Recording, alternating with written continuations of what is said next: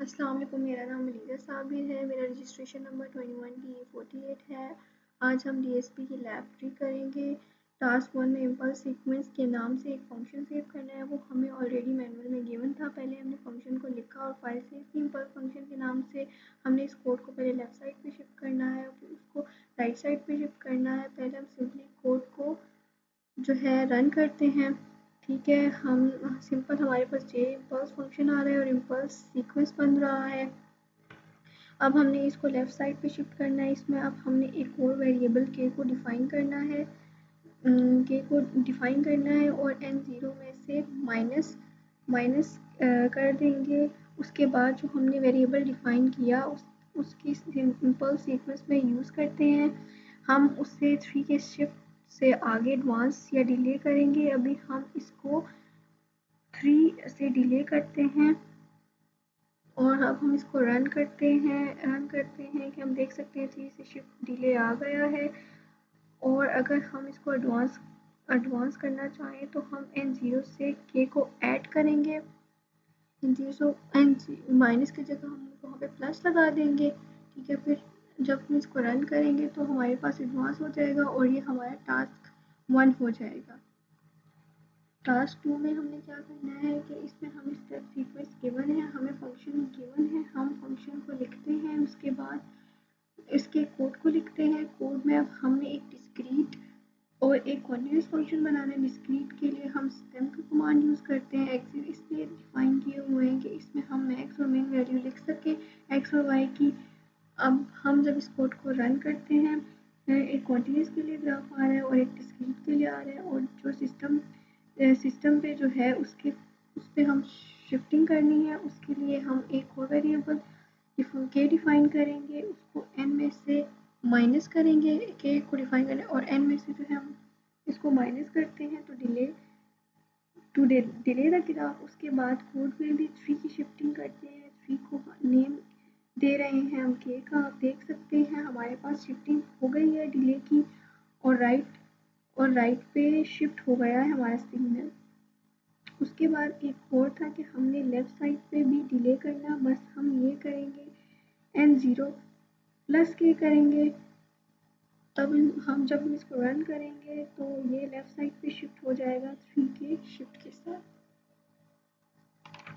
अब हम टास्क 3 करेंगे। नेक्स्ट टास्क में है कि हमने एक यूनिट सीक्वेंस बनाना है by the summation of delta. और क्वेश्चन ये है कि अगर ये हो सकता है तो कैसे हो सकता है। इसमें हमने होल्ड ऑन और होल्ड ऑफ की कमांड यूज़ करनी है। सबसे पहले हम वेरिएबल डिफाइन कर देते हैं।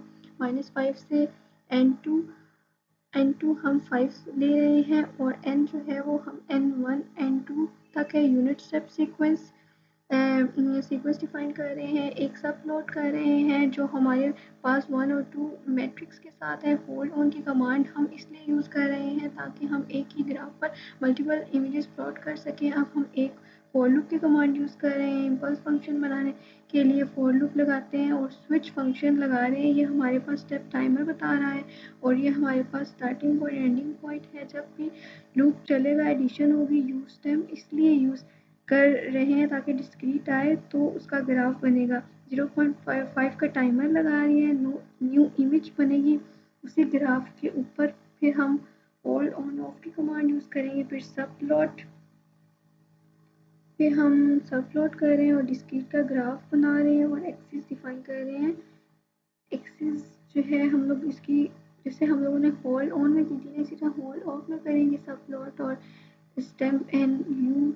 और फिर उसके बाद हम इसकी एक्सिस डिफाइन करेंगे -5 से 15 और -0.5 से 1.5। ठीक है, और फिर 0.5 के टाइमर के साथ जब हम इसको रन करेंगे तो ये 0.5 के टाइमर के साथ चलता है होल्ड ऑन और होल्ड ऑफ की कमांड के साथ। आप देख सकते हैं ये जो है टाइमर के साथ जो है होल्ड ऑन और ऑफ की कमांड यूज हुई।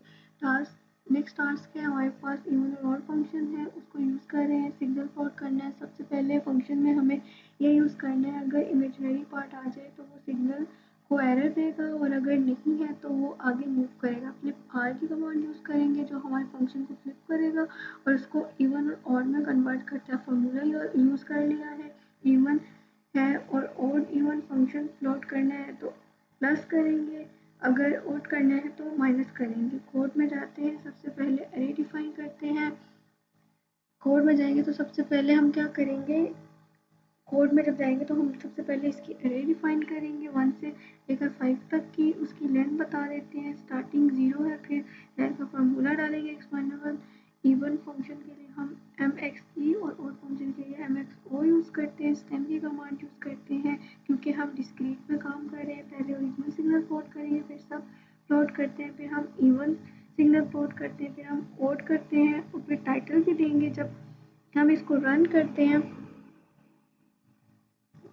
अभी हम इसको रन करेंगे, लेकिन जब हम इसको हमने इसको जो है टाइटल भी देना है, फिर हम इसको जब रन करेंगे तो ये हमारा ओरिजिनल सिग्नल है। फिर इवन फंक्शन लेफ्ट साइड और राइट साइड पे है, मूव कर रहा है, और सिग्नल आधा ऊपर और आधा नीचे की तरफ है। ठीक है, अब हमारे पास लास्ट हमारा टास्क है, उसमें हमें कंटिन्यूस सिग्नल से डिस्क्रीट में जाना है। उसके लिए हमारे पास टाइम पीरियड गिवन है और फ्रिक्वेंसी गिवन है और कंटिन्यूस सिग्नल का फार्मूला गिवन है 2/t।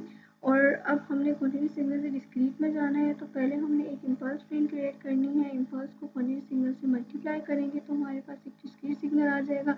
अब इम्पल्स ट्रेन के लिए हमें फ्रिक्वेंसी चाहिए, सैम्पलिंग टाइम चाहिए और इम्पल्स क्रिएट करते हैं। उसके बाद जो हमारे पास इम्पल्स ट्रेन बन जाती है, signal is equal to continuous से मल्टीप्लाई कर देते हैं। उसके बाद हम प्लॉटिंग करेंगे,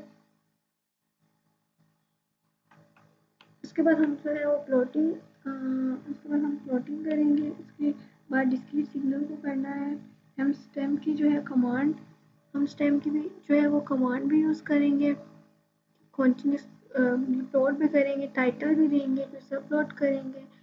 ठीक, फिर जब हम इसको स्टेम की कमांड देंगे, फिर स्टेप की कमांड भी देंगे, टाइटल देंगे, और जब हम इसको रन करेंगे तो देख सकते हैं कंटिन्यूस सिग्नल आ रहा है और इसके बाद डिस्क्रीट सिग्नल जो है वो भी आ रहा है।